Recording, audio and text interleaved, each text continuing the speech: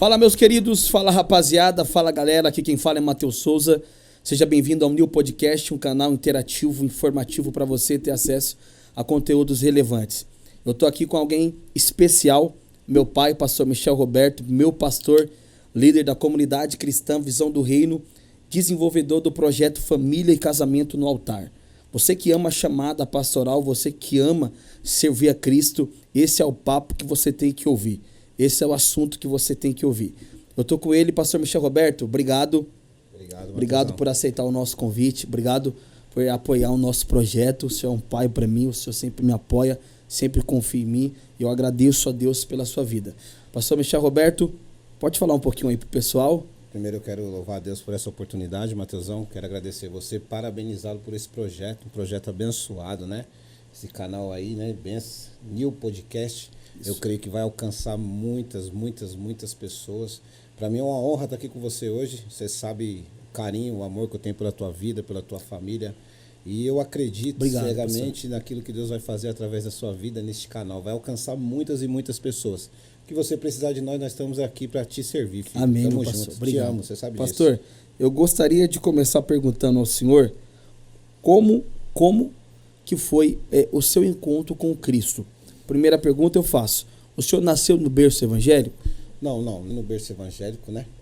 Vim, acho que como todo jovem, toda pessoa, vim do mundão, vim na caminhada, conheci a minha esposa, já era bem novinho, para 15, 16, 17 anos, casamos, estamos aí há 23 anos. 23 anos juntos? 23 anos de casado e nesse meio tempo, né, tantas coisas aconteceram, ela foi para a igreja, enfim, depois de tudo que eu fui conhecer a Cristo.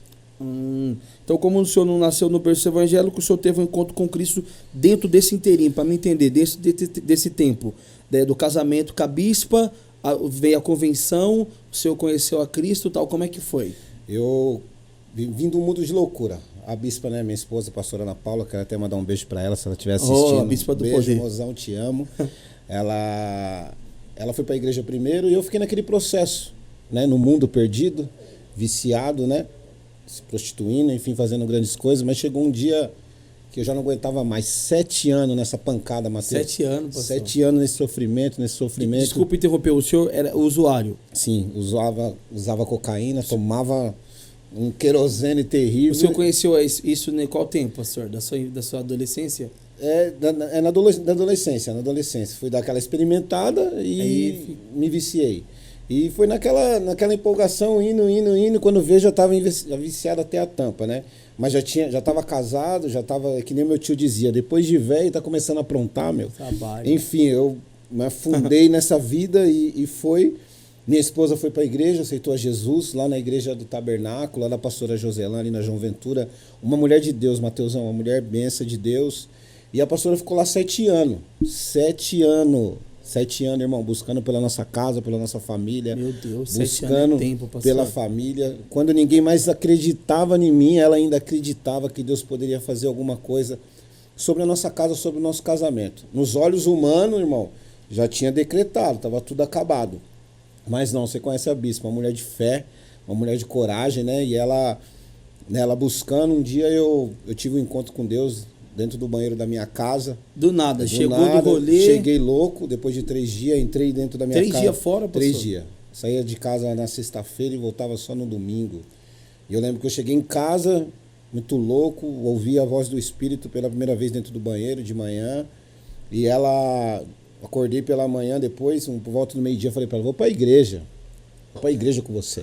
Ela estalou os olhos. E ela sempre orando e buscando.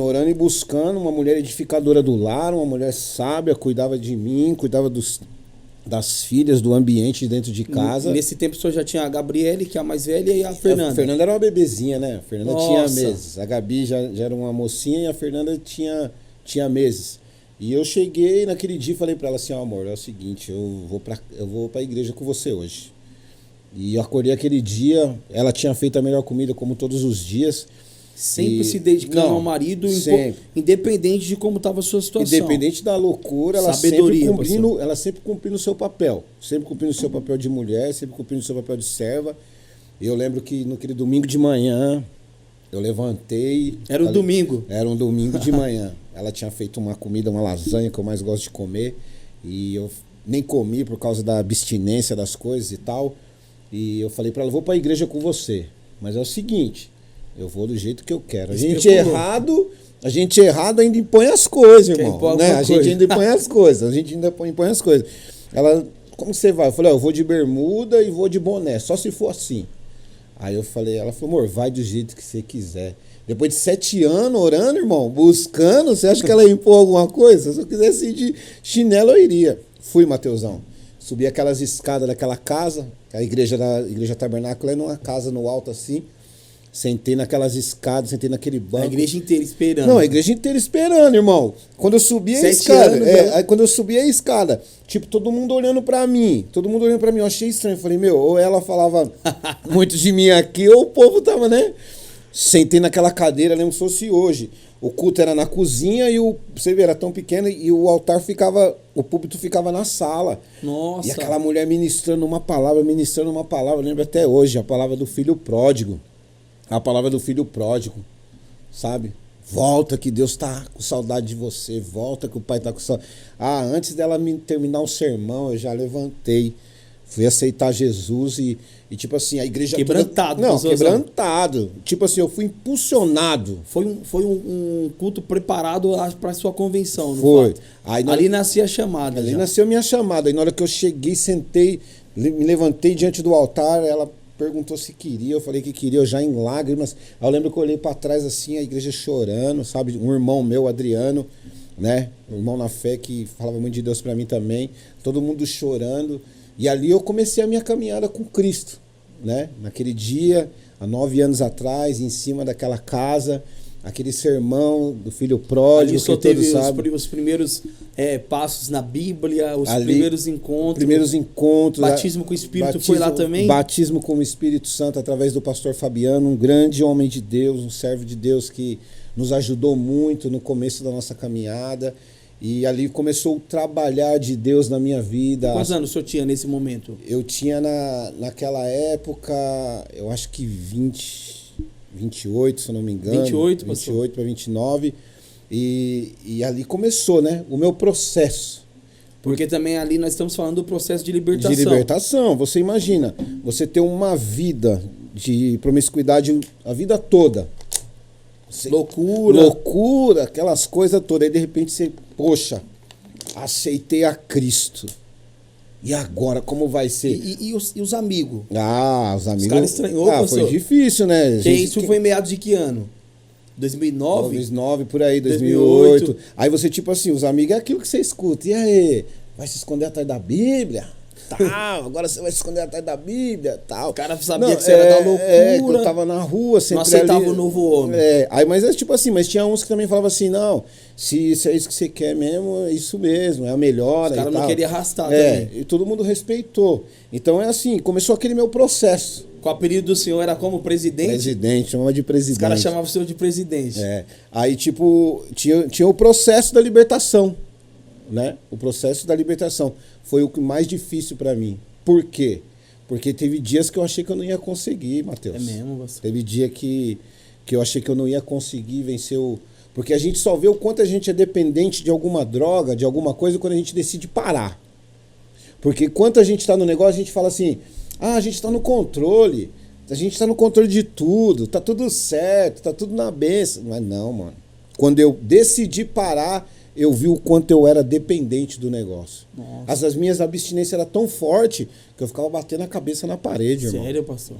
O corpo já tava gritando. O corpo já tava gritando, mas só que eu falei assim, poxa, eu não posso retroceder. Por quê? Teve uma morte de cruz por mim, né? Teve uma esposa que orou por mim mais de 7 anos. Minhas filhas que estavam vindo crescendo. Sabe? Minha mãe, que era uma missionária, num campo de missionário, dentro de uma casa de recuperação, cuidando de vidas há mais de 15 anos. Eu falei, meu, como que eu vou voltar? E outra, né? E a sua dignidade como homem? Eu falei, não, eu vou prosseguir. Aí minha esposa me deu um livro, O Poder do Homem que Ora. Sério, Aí foi o primeiro livro que eu li, né? Não sabia de nada. Primeiro coisa com a literatura. Primeiro livro, O Poder do Homem que Ora. E aquilo lá começou a me edificar. Comecei a buscar a Deus, comecei a orar, comecei a estar com pessoas que poderiam me oferecer alguma coisa, né? E Deus foi o quê? Trabalhando na minha vida paulatinamente, né? Foi me libertando, foi passando por aquele processo. Mas também, Matheus, culto quase todos os dias. Quase todos os dias. Aquela sede, aquela frequência. Cultos, ouvindo a palavra de Deus, ouvindo a palavra de Deus. Aí quando veio, né, processo de libertação. Durou quanto tempo, pastor, esse processo? Um ano. A abstinência vinha forte nos primeiros 365 dias. Nossa, nos primeiro ano foi muito difícil. Foi difícil. Foi muito difícil. Para quem usou, sabe como que é. Você Só sente o cheiro, sabe, né, do bicarbonato, você sente o gosto do álcool. Mas é assim, o Espírito de Deus, ele foi me tratando, me mudando. E pela misericórdia de Deus, já vai fazer 9, 10 anos que nós estamos aí, Matheus. Eu percebo então, foi uma chamada forjada mesmo ali nos pés da cruz, né, pastor? Foi. Porque 9 anos sem oscilação. Sem oscilação. Até hoje, pela misericórdia de Graças Deus, ao claro, Deus. nós como homens a gente está sujeito, né? Mas até hoje, pela misericórdia de Deus, nós estamos aí de pé, entendeu? Então Deus nos forjou no fogo, né? Deus foi nos forjando no fogo. Então é assim, todas as vezes que vem qualquer tipo de luta, eu lembro de onde Deus me tirou.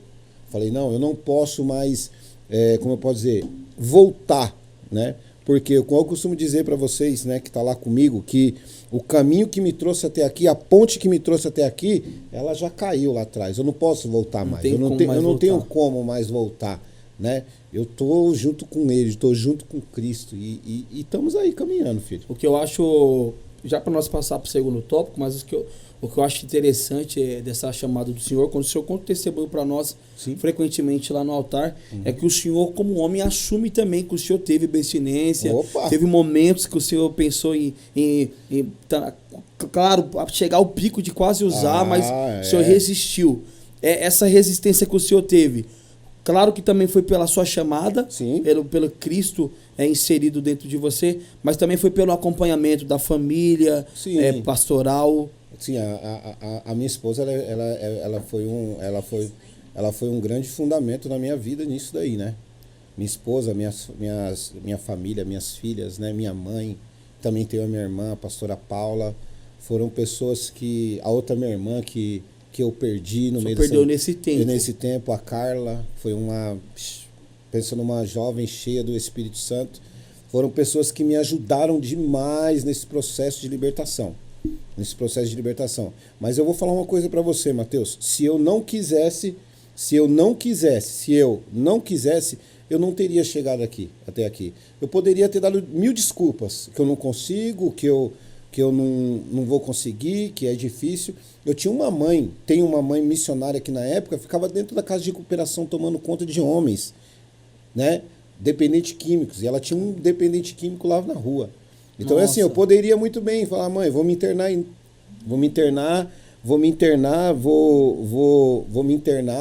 e eu quero me tratar. Não. Eu falei, não, eu preciso... Você decidiu lutar na rua. Eu decidi lutar no campo de batalha e, assim, segurei na mão de Deus, segurei na mão da minha família e Deus foi me dando força, a palavra, a oração, o jejum e as pessoas.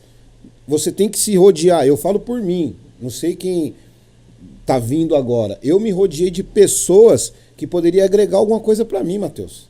Poxa, não adiantava eu querer uma libertação e estar talvez no mesmo ambiente que me levava pro buraco. Então eu falei, não, primeira coisa, eu vou ter que mudar o ambiente que eu tô para me poder ter uma melhora, para me poder melhorar, para me poder buscar a Deus. E foi isso que aconteceu. No meu dia mal...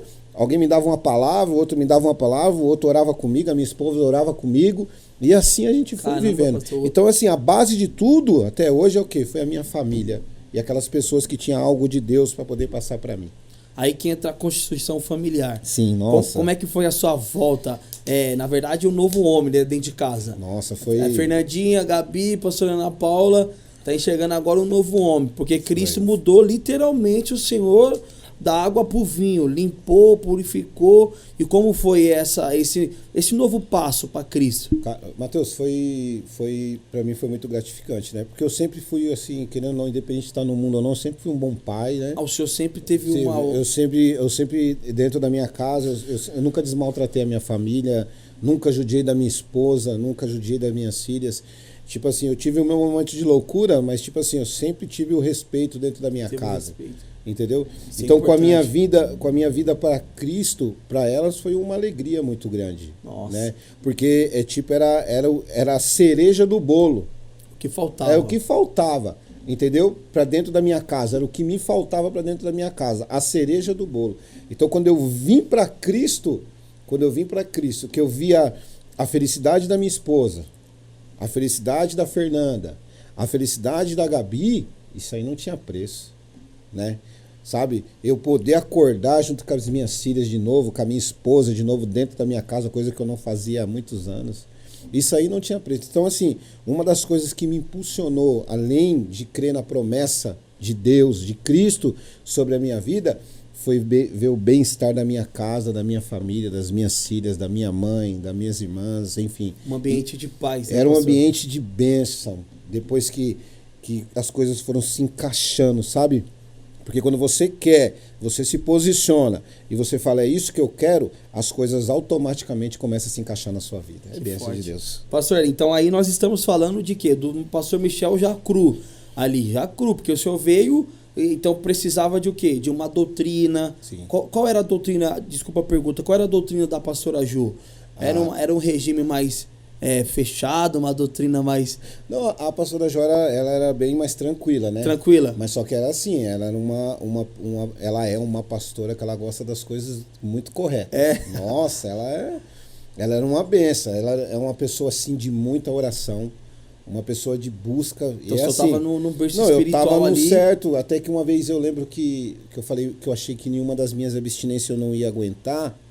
Eu lembro assim, bem nos primeiros 6 meses, eu falei assim, pastor, eu acho que eu não vou aguentar.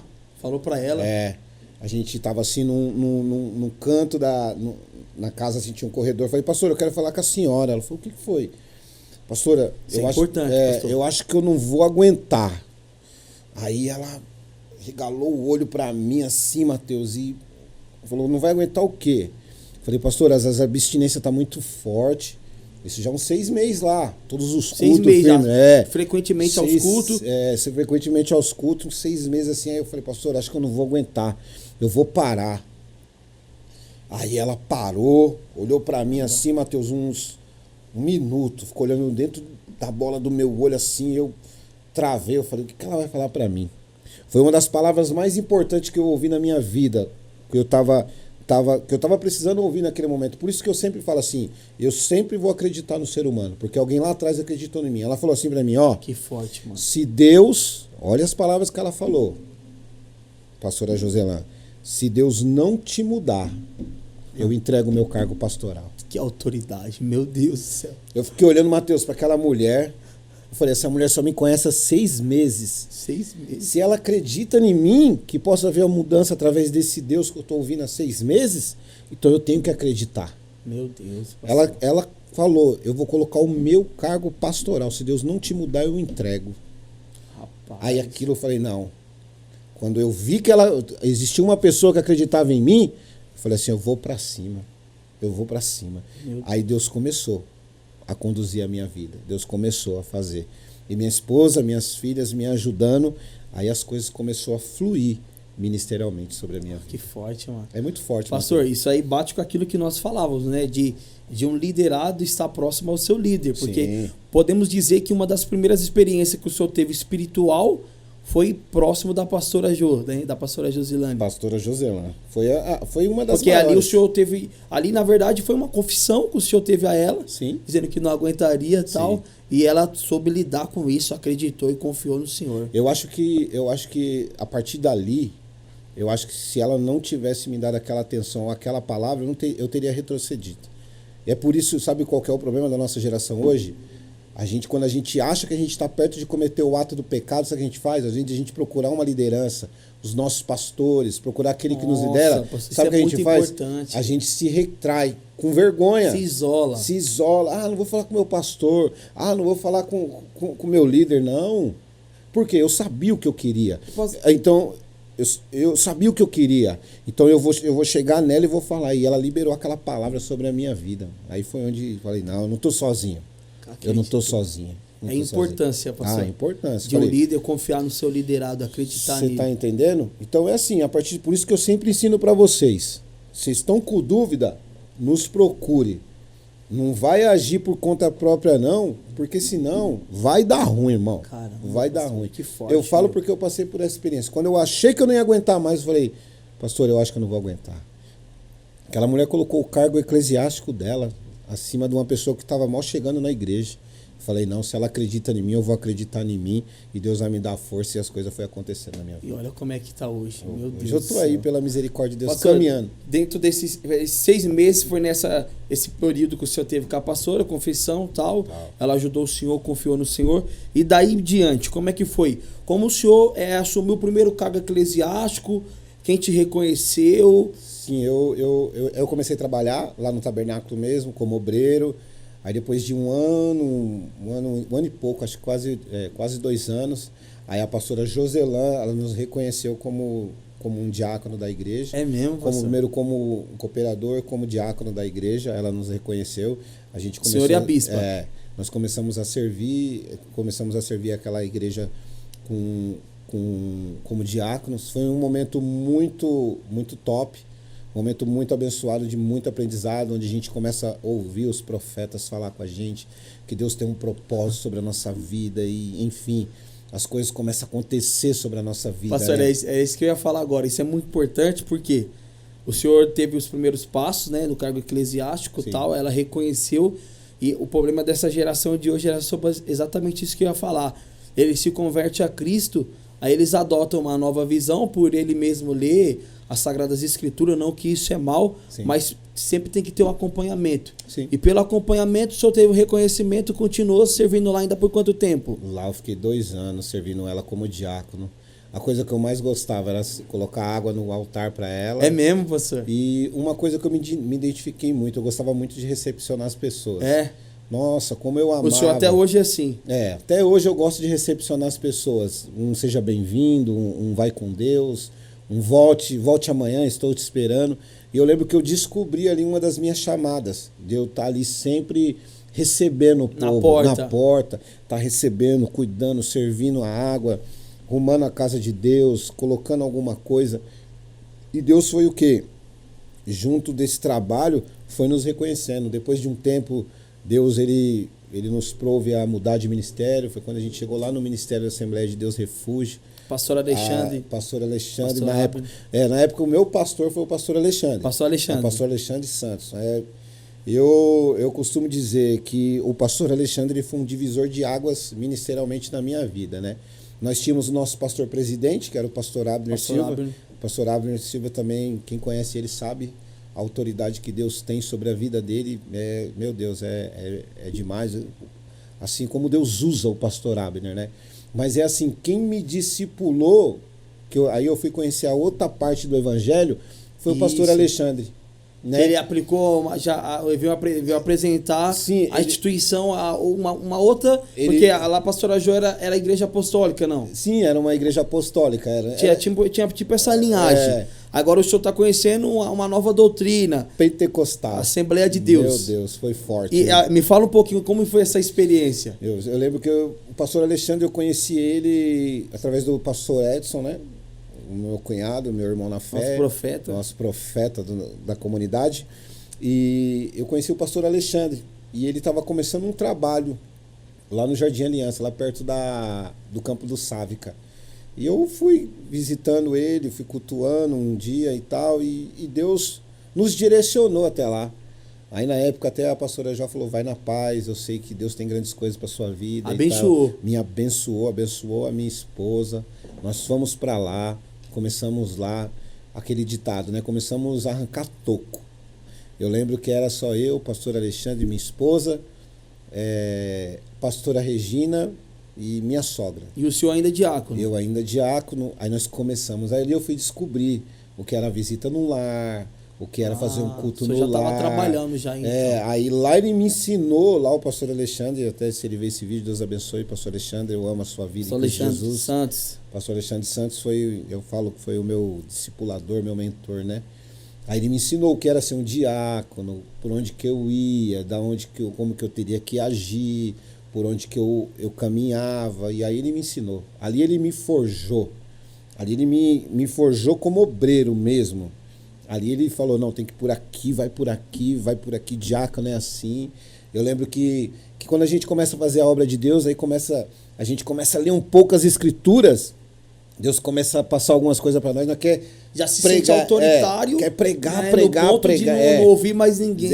E eu cheguei numa fase que Deus começou aí começou a surgir aqueles convites, né?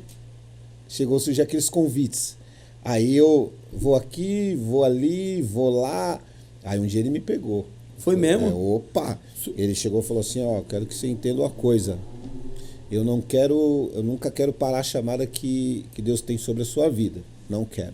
Mas você agora é um diácono, você tem que servir a igreja. Rapaz. Opa, aí o calo estreitou, né? E o ruim do dia de hoje, não sei se é o ruim, mal dizer ruim, você ser submissa à sua liderança. Se submeter, né? Você submeter a sua liderança. Isso é muito importante, pastor. Você se submeter a uma ordem da sua liderança. Aí naquele dia eu falei, opa. Ali eu falei, ele está dizendo, ele está me dando uma direção melhor para mim. Então eu fui aprendendo tudo com ele. Uma coisa que mudou a minha vida também, nessa segunda parte, foi um dia que eu, como diácono, a gente começa a oscilar, né? A gente começa a oscilar. Tem que ser assim, a gente vai criando culturas, né? Vamos falar culturas. A gente vai criando que a gente começa a achar que a gente pode. Aí eu lembro que ele me pegou na porta da sede e falou assim, eu já até te contei essa história, né, Matheus? Antes de você ser homem de Deus, seja homem, cara. Nossa, que dia doeu, hein? Mas seu líder, seu mentor, seu pastor. Seja homem. Antes de você ser um homem de Deus, seja homem. Seja homem. E eu peguei aquela palavra pra mim. E eu cheguei em casa aquele dia, eu falei assim, vou parar com tudo. Vou desistir de tudo. Cheguei em casa, eu falei, eu vou falar com a minha esposa, né? Ela vai compactuar comigo, nós vai pegar nossa família, nossa Bíblia e vamos embora. Cheguei, amor. O pastor Alexandre falou isso. Sabe o que falou pra mim, Matheus? Pega essa palavra, acate, receba e fique quieto. Porque se o teu pastor falou isso, ele quer ser o melhor. Meu Deus, pastor. Matheus, depois daquele dia, eu você falei, não. Ouviu do pastor e ouviu... Cheguei em casa e ouvi da patroa ainda. A patroa mandou... Mas, vou falar uma coisa pra você. Foi a melhor coisa que eu fiz. Se submeter à minha liderança. Porque aí as coisas começaram a acontecer sobre a minha vida. Então, pastor Michel, queria saber como é que o senhor estava lá na Assembleia de Deus Refúgio, como foi o processo, né, de transição. A pastora Jo para a Assembleia de Deus Refúgio, pastor Alexandre, pastor Abner, o senhor foi consagrado ali a presbitério, não é isso? Foi, cheguei lá como diácono, servi o pastor Alexandre, servi a Deus lá durante um tempo. Como diácono, fui professor da escola bíblica dominical, aquele todo processo, servi na porta, como eu sempre almejei, ganhei algumas vidas na porta. Ganhou muita pessoa lá na Bênção porta. de Deus, um serviço que eu amo é ficar na porta. Eu adoro o serviço na porta. Aí depois de um período houve uma necessidade, né? A Assembleia de Deus Refúgio tinha uma congregação lá no Jardim Rochdale, lá na Manaus. Nunca esqueço. Rua Manaus, número 44. É mesmo? Assembleia de Deus Refúgio, nunca esqueço. Aí houve uma necessidade, né, de ter um casal de pastores lá. E na época, Deus direcionou através do nosso presidente, que era o pastor Abner, e o nosso vice-presidente, que era o pastor Alexandre Santos, nos solicitou, né? Nós fomos solicitados. Não é emergencialmente. Será que dá para você ir? Não dá. Vai para lá. Nós somos solicitados. Isso numa semana, na culto de quarta-feira vocês não estarão assumindo a congregação do Rochdale. Nossa, pra gente foi um susto. Por quê? Nós já estávamos durante um período servindo a Deus com o pastor Alexandre como diácono, a minha esposa como diaconisa. A gente dirigia culto, a gente pregava, fazia a obra de Deus. De repente, na outra semana, nós chegamos numa congregação cuidar de um povo. Você imagina. Aí nós teve aquele processo, né, de adaptação, enfim. E logo em seguida, depois de uns 5, 6 meses, nós já estávamos separados do presbitério. O nosso pastor presidente nos deu a presbítero da igreja. Derramou o óleo. Derramou o óleo sobre nós e nós começamos a seguir o papel de presbítero, mas pastoreando a igreja. Pastoreando ali. Ali foi onde virou a chave no meu ministério. Ali nasceu a chamada pastoral. Ali nasceu minha chamada pastoral. Por quê? Porque estava só eu, minha esposa, Deus e as pessoas que estavam lá daquela época. Então foi aonde Deus, na época era uma congregação que ela já fazia bastante tempo que tinha lá, mas ela se desestruturou um pouco. Aí foi naquela época que eu e minha esposa chegamos e nós adquirimos uma grande experiência com Deus. Você chegou a ministrar lá algumas vezes, né? Cheguei. Chegou a ministrar lá Quando algumas lá vezes. Pegava fogo. Chegou lá a ministrar algumas vezes e onde a gente aprendeu o que era cuidar, o que era amar, o que era estar no lar fazendo culto. Quando eu fui pregar lá, o senhor já tinha um tempo pastoreando e já tinha um povo lá. Já tinha. Quando o senhor assumiu, tinha quantos membros lá? Tinha acho que umas 10 pessoas. 10 pessoas. 10 pessoas. Quando a gente saiu de lá, acho que umas 30, 40 pessoas. Caramba. Lá. E o salão adaptável, né? Porque era o que cabia mesmo. Era o que cabia. Então, lotou, assim, a igreja lotada. Tava top. A gente tínhamos todos os departamentos lá. Foi um trabalho muito bom que nós fizemos lá, assim, para a glória de Deus. Mas ali foi onde a gente adquiriu a experiência como pastor, né? Adquiriu a experiência como pastor durante esse período que nós estávamos lá. E graças a Deus, Deus nos presenteou com pessoas lá abençoadas que nós temos o contato até hoje, né? Aí nós servimos a Deus na Refúgio durante uns 4 anos. Aí o vento soprou, né? Aí nós fomos, na época nós saímos debaixo da bênção, nosso pastor também, o Abner. Aí foi o processo já de transição para o senhor sair. Fomos processo de transição. Quanto tempo deu esse tempo aí de servir na Assembleia de Deus Refúgio? Eu fiquei lá 3 anos e meio. 3 anos e meio. Entre chegar na Refúgio e entregar como pastoreio. Saímos de lá na bênção, graças a Deus. Hoje o pastor Abner é amigo da gente, o pastor Alexandre, a gente se fala sempre que a gente se encontra, a gente se fala. E a gente ficou um período sem congregar, assim, ficamos visitando. Aí Deus nos deu uma direção, o pastor Edson Fidelis, né? E nós começamos oramos um período e começamos um trabalho lá na garagem, lá na Avenida, lá na Palmira, Rua Palmira. A garagem da Bênção. Era a garagem da Bênção. Famoso. Era aí o nome Comunidade Cristã Visão do Reino. E Deus foi nos direcionando e fomos para o salão. Depois Deus nos designou no salão que nós estamos até hoje, lá no Jardim Aliança, o Reginaldo da Silva, número 202, que é o nosso endereço. Depois, com o tempo, o pastor Tiago Saraiva, né? Que é o pastor, reconheceu vocês ao pastorado. O pastor presidente da Derrema, pastor bênção de Deus, nos ajudou muito, muito, muito. Acho que você foi até na minha consagração, né? Eu fui lá, foi muito lindo. Foi vários amigos lá na nossa consagração. E nós fomos lá para a comunidade. E começamos um trabalho na comunidade. Lá começou do zero, Lá começamos do zero. Mas Deus foi mandando pessoas boas, como você. Porque lá no Rochdale, lá vocês começou, já tinha um povo lá, tinha um trabalho chegou só readaptando. Deus foi mandando um povo pra gente cuidar, pra gente tratar. E Deus consolidou o nosso trabalho. Ali eu acredito que foi uma escola para mim e para minha esposa. Ali foi a escola. Foi a escola para mim e para minha esposa, né? O senhor aceita a chamada pastoral como vocação ou como ministério mesmo, serviço do reino? Eu como uma vocação. Só acredito que um pastor ele é vocacionado. Porque o pastor que é pastor de verdade, o Mateus, ele renuncia a muitas coisas na sua vida por amor ao próximo, por amor à ovelha. Por mais que muitas vezes nós não somos reconhecidos, né? Muitas vezes até tantas palavras dizem de pastores, mas nós somos vocacionados a poder cuidar, amar e estar junto da ovelha, tratar dela, né? E foi isso que nós fizemos lá no Rochdale. Pastor, uma pergunta. E vocês sofreram com a restrição? Porque pastor, quando você fala que é um pastor, você lembra aquele pastor das cãs, cabelo branco e tal. Um pastor que já tem aproximadamente aí uns 30 anos, só de ministério, né? Que vai dar equivalente aí os seus 50, 49 anos, alguma coisa assim. Sim. E vocês assumiram o pastoreio novos, né? Bem novo. Foi muito difícil, porque é aquela desconfiança, né? Esse pastor novinho, essa pastora novinha, como que será que vai ser e tal, mas a gente acreditava em quem tinha chamado a gente. porque a gente já tinha ouvido através dos profetas, através da palavra. Tinha aprendido também. Já tinha aprendido lá também junto com o pastor Alexandre. E assim, a gente acreditava que Deus poderia fazer algo sobre a nossa vida, que Deus poderia nos forjar naquele momento. E Deus nos forjou naquele momento. Foi um momento ímpar, onde a gente chorou, onde a gente se alegrou, onde a gente aprendeu, onde a gente abraçou.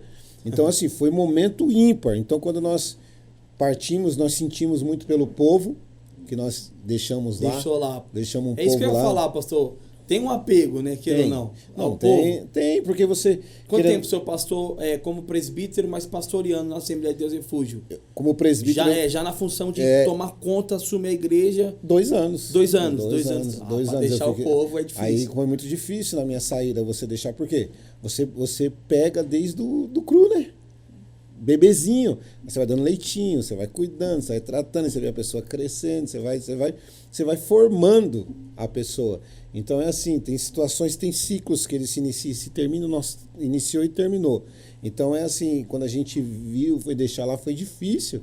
Naquele dia você se despedir do povo, você que não vai ver mais o rosto, vai ser a mesma cidade, o mesmo e uma bairro. Coisa que a gente deixou, na época eu deixei bem claro, eu falei, gente, fiquem aqui, né? Eu talvez só vai comigo quem veio comigo, que na época foi minha sogra, e minhas cunhadas, minhas filhas e minha esposa. O restante fiquem aqui, por favor, continuando a obra de Deus. Fiquem continuando.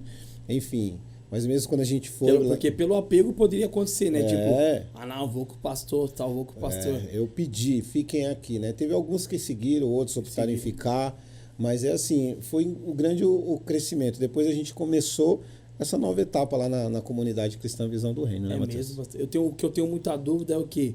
Como que foi formado a Constituição Visão do Reino, o ministério? Então, o pastor Edson, ele já tinha, Deus já tinha dado esse direcionamento, né? O nosso pastor Fidelis. Nosso pastor Fidelis, nosso profeta. E ele, quando ele foi para a garagem, ele começou sozinho, e minha irmã, eu fui auxiliando ele. E Deus deu uma visão para ele, falando que teria que seguir daquela maneira, como uma comunidade cristã, deu o nome da igreja, a gente começou, né? A gente começou um novo método, um novo método, né? Uma visão, como eu posso te dizer, a gente em questão das vestimentas, a doutrina, os dogmas. Muita gente ficou se perguntando, como o senhor veio da Assembleia de Deus, então, como é que vai ser o regime doutrinário que você vai apresentar? Assim, a gente não fugiu da Bíblia, né? A gente não fugiu da Bíblia, mas a gente... eu já não precisava estar todos os cultos de gravata, porque a Assembleia de Deus tem essa reunião de obreiros, Santa Ceia, tal, essa doutrina, isso. Então a gente optou o quê? Direcionado diante de Deus e até com os dogmas nossos, com os dogmas que a gente ia colocar. Gente, se quiser adorar a Deus sem gravata, de camisa, calça jeans, sapato, vamos lá. E nós fomos trabalhando dessa maneira, né? Que até hoje, né? A gente tem trabalhado e Deus tem se agradado, mas nada impede da gente, num culto de Santa Ceia, a gente de gravata, a gente de terno, nada nos impede, entendeu, Matheus? Caramba, passou aqui uma visão bem diferente, né? Sim. E eu, particularmente, eu gostei muito dessa nova, aprendi muito, né, desse pastoreio do Senhor, nessa liderança do Senhor, aí, eu me submetendo aos aprendizados que vocês teve, né, na experiência que vocês passou. Sim. E para mim foi muito bom, né? Foi muito bom. Eu acredito que também para muitas pessoas que passaram. Sim. Porque assim, nós não podemos esquecer, assim que vocês foram pro salão da garagem, né, deu uma explodida. Foi um boom muito grande. Nossa, até nós se assustamos. Vocês chegaram a liderar o quê? Mais de 20 obreiros? Pastores, e obreiros formados, pastores também. Pastores procuraram vocês, pastor? Pastores nos procuraram na época, né, e falaram que gostaria de estar com a gente um período. Foi pastores amigos, que são amigos da gente até hoje. Até hoje. Abriram seus ministérios, abriram seus ministérios, estão lá fazendo a obra, são amigos da gente. Deixaram bem claro, tipo, pastor, eu preciso de porque nós sempre teve um algo dentro de nós, a gente sempre fomos muito acolhedores, né? Sempre fomos muito acolhedores. Eu sentia isso, pastor, sentia isso já. Sempre muito acolhedores e a gente, pastor, eu preciso ser acolhido, eu preciso ser tratado, porque a gente tem um objetivo, a gente não cuida para a visão, nós cuidamos para o reino. Para o reino. Se quer ficar com a gente lá esse período, fica. Se você se adaptou, foi acolhido, sarou suas feridas, quer fazer parte do reino, vai fazer parte do reino. A minha maior tristeza é quando alguém chega, a gente abraça, cuida e volta pro mundo. Aí eu vou ficar triste. Mas quando a gente vem, abraça, a gente cuida e de repente se coloca de pé, pastor, tô indo montar o meu trabalho, tô indo fazer alguma coisa, faz parte do reino? Faz parte do reino? Faz, então vai em paz. Por isso que todas as pessoas que saíram da visão, a maioria delas, nós continuamos, temos um contato tranquilo. O vínculo continua, nunca amaldiçoamos, até quem somos nós para amaldiçoar. Quer ir, vai ficar na bênção? Vou ficar na bênção. Então vai em paz. Continua diante do propósito. É uma das coisas quando nós sentamos a ver a visão do reino, nós vamos trabalhar para que pessoas venham ser formadas para o reino. Não para a visão do reino. Porque há uma coisa muito grande. Se não serve para mim, não serve para mais ninguém. Não. Mais ninguém. Se saiu da minha igreja...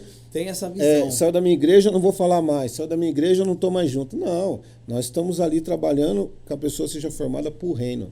E assim, muitas pessoas se foram, mas elas fazem parte do nosso... Nós somos irmãos em Cristo Jesus.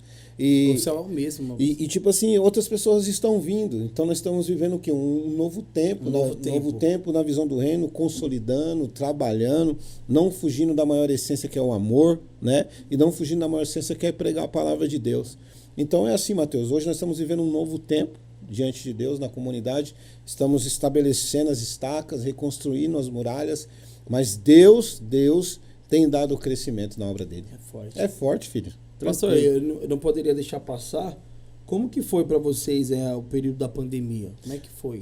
Foi muito difícil, como pastores, né? Eu estava todo o tempo ali, né? Sim, foi muito difícil. Eu estava todo o tempo ali perto de vocês. Eu presenciei alguns pontos. Eu gostaria de saber agora do senhor na mesa aqui da comunhão. Foi muito difícil, porque a gente falar em fechar a igreja e na época levantou várias coisas, né? A gente não crê no milagre, lembra? A gente crê, a gente não crê. Uns queriam que fechasse, outros queriam que fechasse. Mas nós temos que ser obedientes às nossas lideranças. Enfim. Então, assim, nós fechamos. Na época, nós não agradamos a todos. Quanto tempo fechou, pastor? Não. Acho que foi um ano. Nós ficamos um ano de porta fechada, que foi quando descobriu, né? Um ano de porta fechada. Muito tempo. E aí depois foi voltando paulatinamente com os cultos online e assim foi. Isso, eu lembro quando voltou os cultos online. E assim, a gente ficou um pouco assustado, porque a gente, nessa pandemia, deu para ver quem era quem, né? Deu um chacoalhão, Deu um chacoalhão. E tipo assim, se a gente estava alicerçado mesmo em Cristo ou não estava... A crise revelou muitas pessoas. Assim, o bom de tudo isso é que Deus nos sustentou.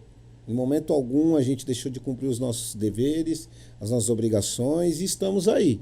A pandemia serviu para a gente sair mais forte, né? Verdade. Claro, para a gente, não só para a visão, mas eu acredito para todas as igrejas no Brasil, no mundo, foi assustador a gente ter que fechar a igreja. A gente ouve falar muita coisa. Perseguição. Perseguição. Porque, na verdade, todo mundo já pensou a perseguição contra a igreja.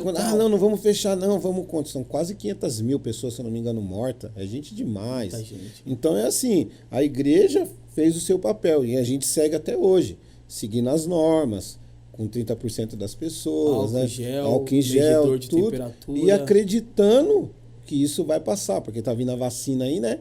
Acreditando que isso vai passar e nós vamos poder passou.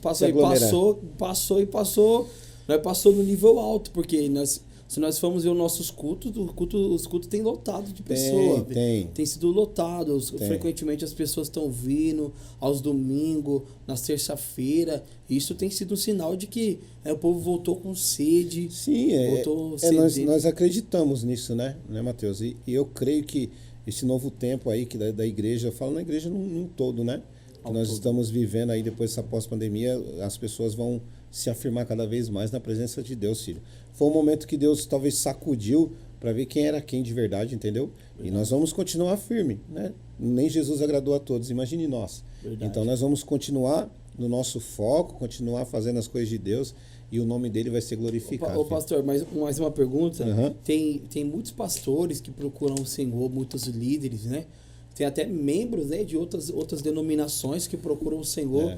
Claro que respeitando ali as autoridades dela, os pastores dela, com permissão, alguns procuram o Senhor aconselha, o Senhor cuida, até mesmo o pastor procura o Senhor. Sim. E o que o senhor acha Por que resultou nisso, essa procura pelo Senhor? Acho que é pelo carisma, é pela visão que o Senhor implanta, porque o Senhor sempre fala muito isso para mim, é a família, tudo é a família. O Senhor acredita que o Senhor sempre, ao cuidar da família, as pessoas vêm se aproximando por sentir isso, que realmente você deixa, né, as portas abertas para se sentir bem, se sentir alguém da família. Eu, particularmente, quando eu entrei na casa do Senhor pela primeira vez, eu já me senti alguém da família. Sim. Eu já me senti como fazendo parte ali da família do Senhor, que é assim que o Senhor trata as pessoas fora do altar e até mesmo em cima do altar. Sim, eu costumo dizer para vocês, né? Vocês não me conhecem só de cima do altar, né? Vocês conhecem eu da minha casa. Vocês já sentaram na mesa da minha casa e comeram comigo. Então, assim, eu não sei, mas sempre eu tive um rótulo de pastorzão. Desde a época da Refúgio. Desde a época lá do Rochidale, quando eu encontro várias pessoas hoje e sempre me tratam de pastorzão. Pastorzão. Eu não sei se é porque eu amo muito as vidas. Eu amo as vidas incondicional. Eu já vi o Senhor chorar por vidas. Eu choro quando eu perco uma, principalmente quando vai para o mundo, eu choro porque eu sei como é que é, eu sou pastor, entendeu? Então eu sei como é que é. Então eu sempre tive esse negócio de pastorzão. E eu nunca tive vaidade com outros pastores. Nenhum, entendeu? Pastor. Quer ir lá visitar? Quer ir lá pastor, quero ir congregar em tal igreja lá, não está mais satisfeito comigo? Vai lá, vai na paz. Eu abençoo, vai lá. Eu nunca tive essa resistência, entendeu? Nem eu e nem o pastor Edson. Quer ir lá, vai na paz. Deus abençoe, desde que fique firme. Então é assim, eu acho que esse jeito de trabalhar, de estar sempre perto, amar, eu adquiri de alguma maneira algum respeito de alguns pastores. Verdade. Entendeu? Verdade. Então é assim, mediante algumas situações, tem pastores que nos procuram para falar sobre o casamento, para falar sobre o ministério, alguns jovens. E aí, pastor? E aí, pastorzão? E aí, pastorzão? Como que é? E a gente foi dando essa direção, verdade, sabe? Uma coisa que Deus, não é uma coisa que eu escolhi, mas que Deus me direcionou. Que Deus tem me direcionado, então eu venho me preparando na medida do possível para poder lidar com essa situação. Verdade. Então eu acredito que foi isso, um método de eu trabalhar, um método de eu cuidar, um método de sempre dar um grito, eu estou aqui. Foi passando para as pessoas e essas pessoas vêm se aproximando de mim. Nós estamos, o senhor está com quantos membros lá na visão? Hoje na visão do reino nós temos uns 30 pessoas. 30 pessoas. Teve um período muito que a gente passou, que você sabe, mas é assim, essas 30 pessoas que nós estamos trabalhando para poder estruturar, consolidar e enviar. Então é assim. Esse é o método que o senhor aplica. Esse é o método que eu aplico. Porque eu vi que até os ensinos que o senhor tem implantado e direcionado a gente lá, para as pessoas que estão nos assistindo entender, sim, os pastores que estão nos assistindo, até o ensino é diferente lá. Sim, a gente criou esse método. E eu vou falar uma coisa para você, Matheus. Depois que a gente criou esse método, o povo se consolidou mais do que antes. Porque o povo entendeu o princípio de honra, o princípio de cuidar, o princípio de respeitar, sabe? Você se tornar fiel ao seu ministério. Então, assim, hoje nós temos bem menos, por mais ser uma quantidade menor de pessoas, bem menos trabalho do que nós tínhamos antes. Por quê? A gente decidiu o quê, Matheus? Ensinar. Porque contra a palavra não há argumento. Não há argumento. A gente viveu uma época de muito poder, né? Que não é contra. É gostoso. É bom. É ótimo, é maravilhoso. Ontem mesmo no culto foi tremendo. Um culto poderoso. Mas aí a gente estava esquecendo muito um pouco do quê? De ensinar. Aí eu entendo que o quê? Mas a culpa não é do povo. A responsabilidade é minha, como sacerdote e pastor da igreja. Então, o senhor se cobra muito como pastor? Me cobro demais que eu tenho que ser um ótimo pastor, eu tenho que ser um ótimo marido, um ótimo pai, um ótimo irmão. Eu me cobro muito isso, eu tento me policiar nisso 24 horas por dia. Então, quando eu me cobro assim, eu procuro transmitir para vocês aquilo que eu tenho aprendido com Deus, aprendendo, estudando. E para quê? Para que nós venhamos crescer não só na graça, mas também no conhecimento. Pastorzão, como que foi essa transferência de presidência? Nosso pastor, né, ele reconheceu que ele é um profeta. Ele é um profeta. Porque ele fala, as coisas acontecem, flui.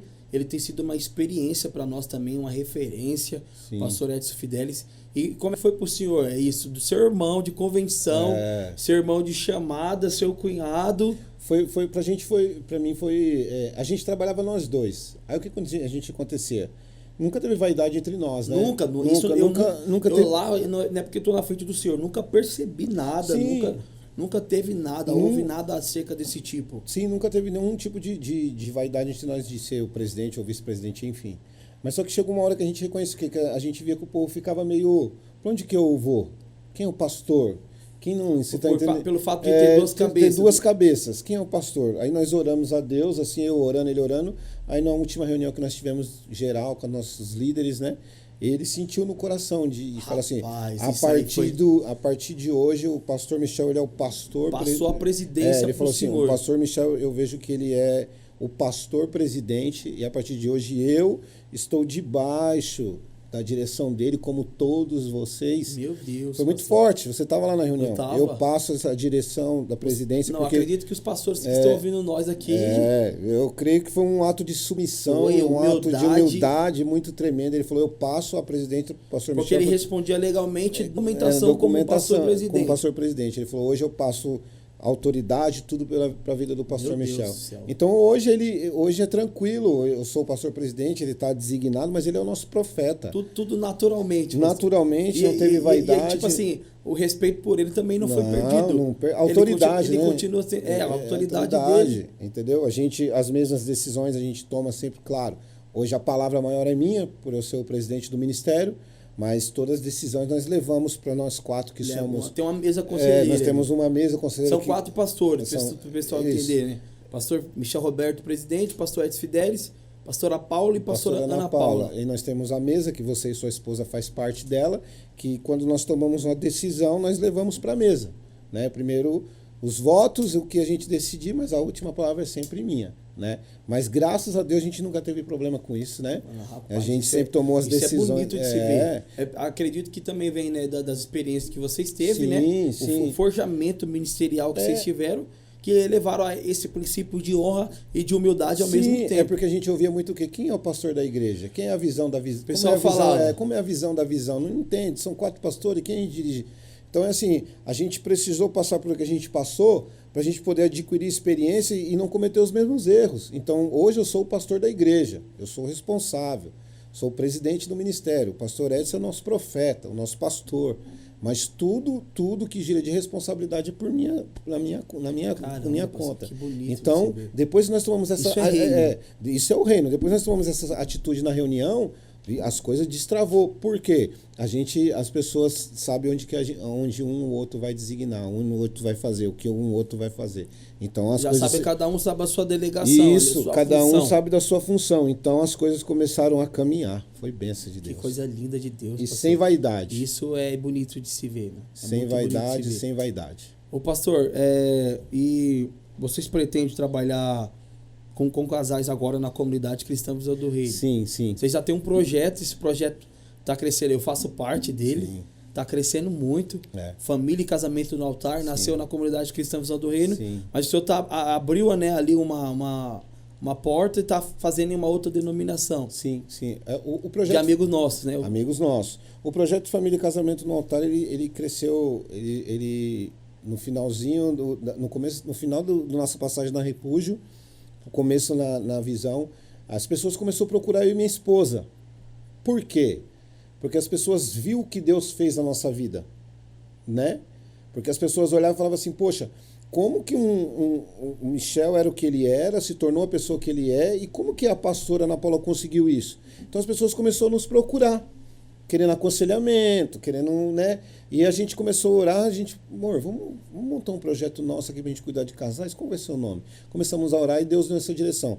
Família e casamento no altar, porque tudo começa no altar. Tudo começa no né? altar. E a gente começou a trabalhar durante um período, aí depois a gente parou. Né? Fizemos o primeiro encontro, acho que você participou na visão, foi uma bênção. Participei, foi lindo demais. E Nossa. um dia... Eu senti na época de namoro, capaz. Foi bênção aquele dia, né? Foi bom. Foi muito bom. Pra caramba. Foi muito bom. E a gente parou durante o tempo, aí o pastor Luiz Paulo e a pastora Fabiana lá, que são pastores auxiliares do Ministério de Deus do Guará, e junto com o pastor Evinho, junto com o pastor Evinho e junto com a pastora, com a missionária Patrícia, aí ele me procurou, pastor Luiz Paulo e a pastora falando, pastor, e aquele projeto de casais assim, assim, assim, e tal. Eu falei, nós temos, tal. Pastor, há uma necessidade muito grande, os casais, vamos juntar os casais e vamos fazer um discipulado, pegar 15 casais, acho que 15, 16 casais, vamos fazer um discipulado, o senhor tem uns estudos? Eu falei, tenho. Se reunimos, todo mundo a princípio, e depois começamos, lembra? Lá em cima da casa dele, começamos em 16 casais, hoje nós estamos em...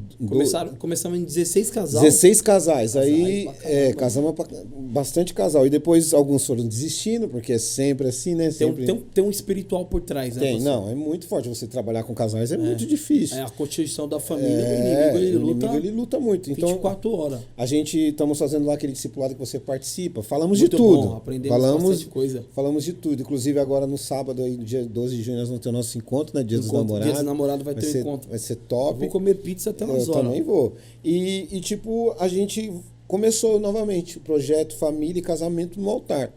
Qual que é esse projeto? Ligado à igreja. Cuidar de casais, que não importa a denominação. Até então tem muitos... Isso que eu ia falar. Você não pretende só ficar entre ministérios. Não. O senhor quer cuidar de casais, né, que se submete, é claro, à autoridade do senhor, da bispa, né, e coligado com os ministérios, sim, a permissão dos pastores, o senhor vai cuidando ali. Você pode ver lá onde nós estamos lá em 12 casais, nós temos casais de outros ministérios.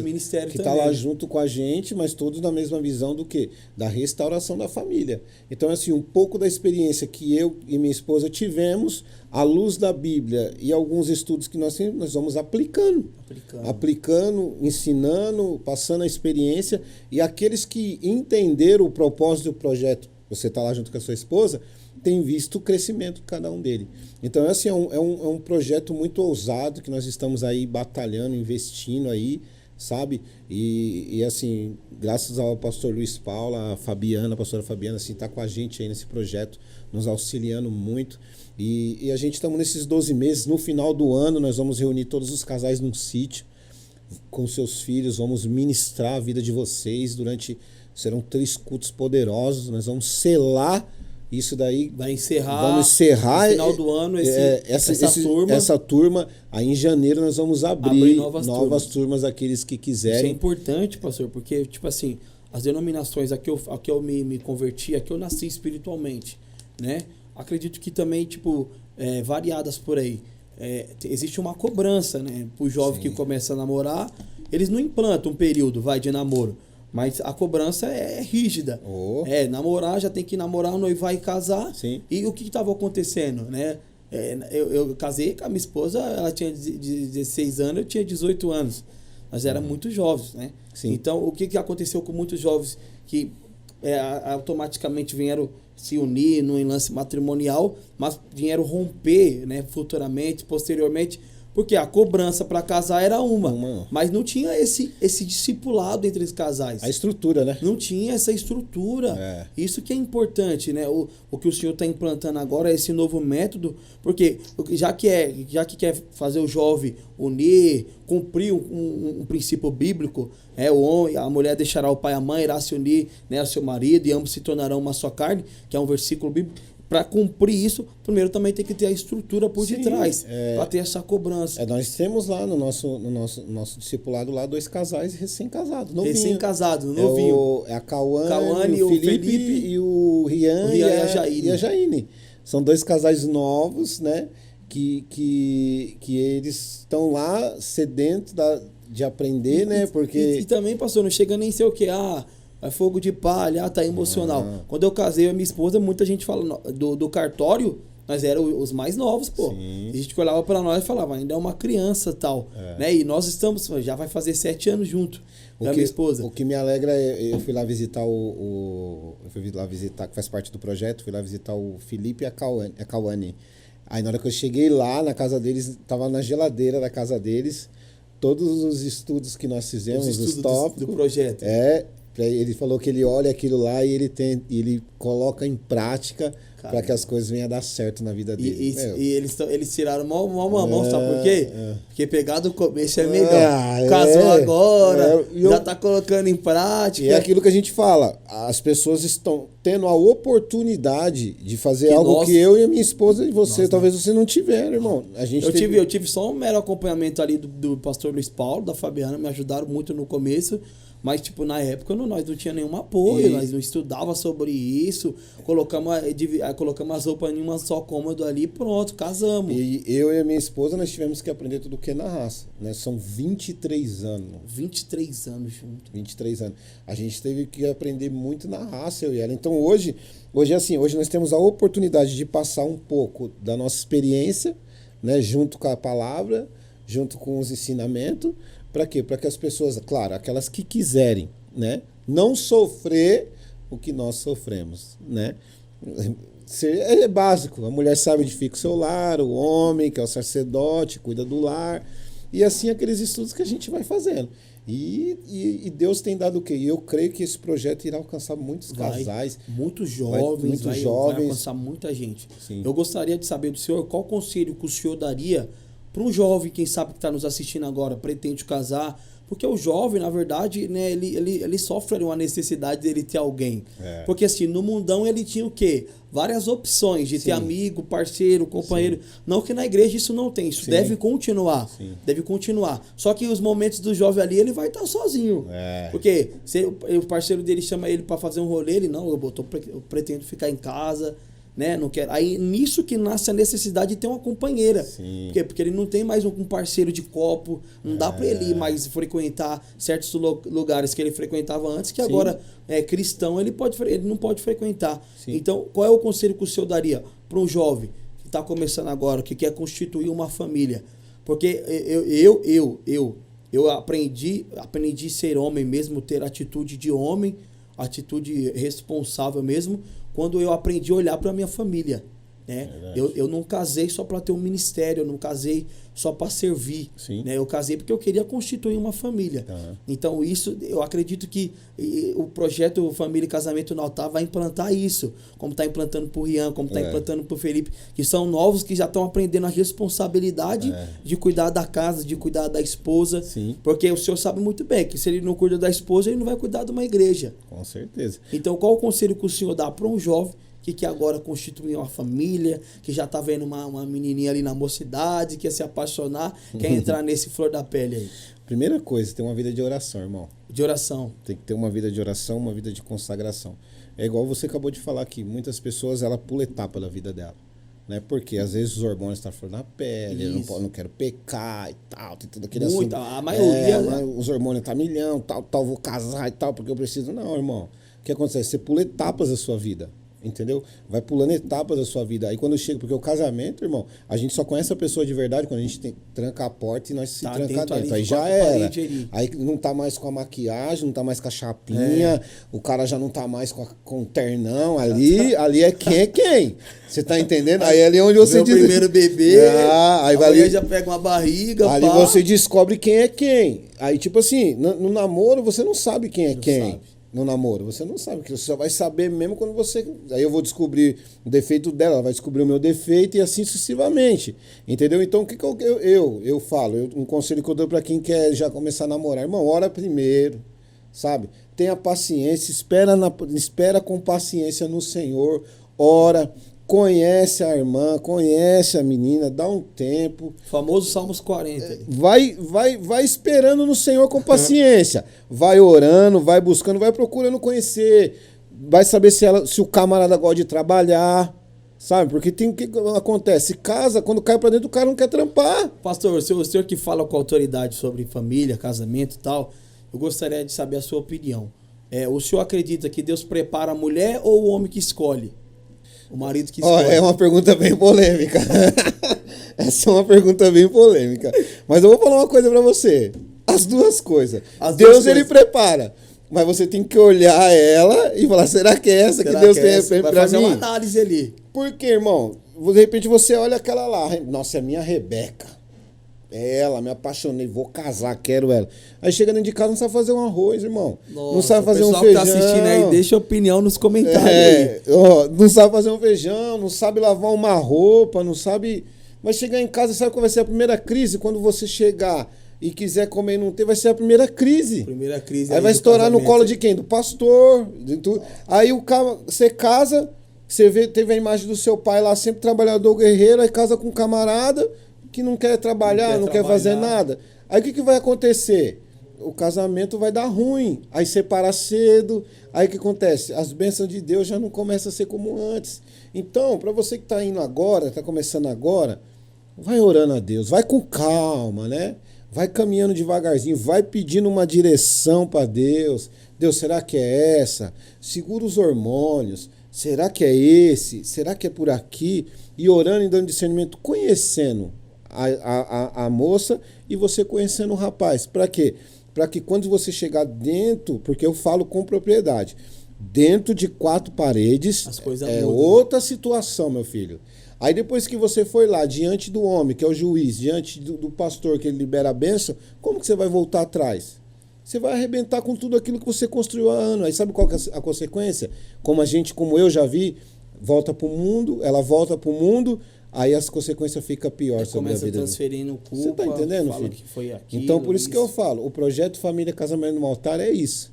A gente procura instruir o jovem, o casal que talvez, né, que tá há muitos anos já e o casamento entrou numa rotina, tem que despertar isso aí no casamento, irmão. Pastor, o bom é que a bispa lá cuida das mulheres, né? O senhor ministra aos homens. Nós fizemos acho que uns 3 encontros de homens lá. Fizemos. O senhor ministrou lá no último lá e foi forte. Foi. O senhor ministrou lá. Nós falamos sobre... O homem honrar as calças que veste. Foi forte, hein? Porque foi muito, o que o senhor aprendeu. Aquilo que o seu avô, que o senhor falou. Meu avô. Então vem de cultura, vem de família.